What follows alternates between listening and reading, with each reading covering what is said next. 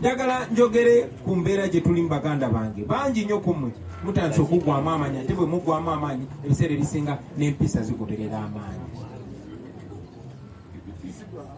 Kino tusinze baganda bange nti bangi kuffe batandise n'okuyiga omuze ogw'okunywa omwenge.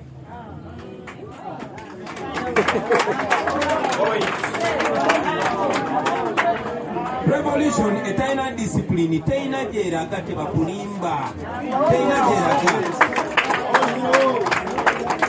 Ensonga lwaki wano mu Uganda obutafanaganako nsi yonna mu Africa, wano mu Uganda osobole okutamirira ku kiddo.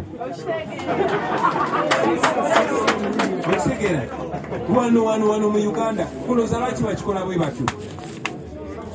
Kulowooza lwaki ebitabo oba programu eziyigiriza abantu bazijja ku TV ne ku radio ne basaako obulango bwa Mwenge, era bamakinga sure nti kyangu nnyo okuba oveeko. Banaye njagala basaba mwewala omwenge, teri mu bunywa mwenge akuuma Byama. Ate ngeno faiti tetulimu yakola Byama.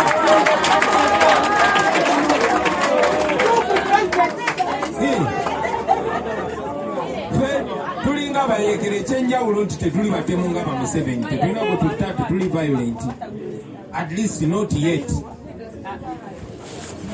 Kitegere naye njagala obasaba bannange mwewale ekyenge, tekirina kalungi konna kikigenda kubatuusaako.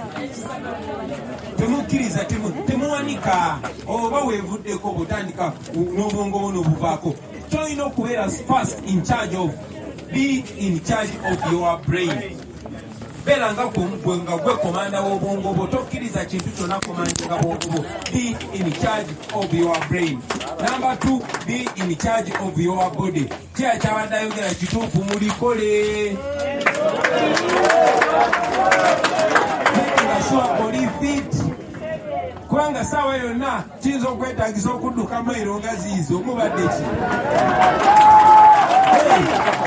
Mulina okubanga muli fit baganda bange. Obwongo bwo n'omubiri gwo kyo ky'obugagga ky'olina. Ebirala byonna musaba wayagalira wabitwalira. Nze nali ndowooza namalayo nnyo ate olina ne biiki naye sobola nagikubirako laba ng'ate nze mwenye.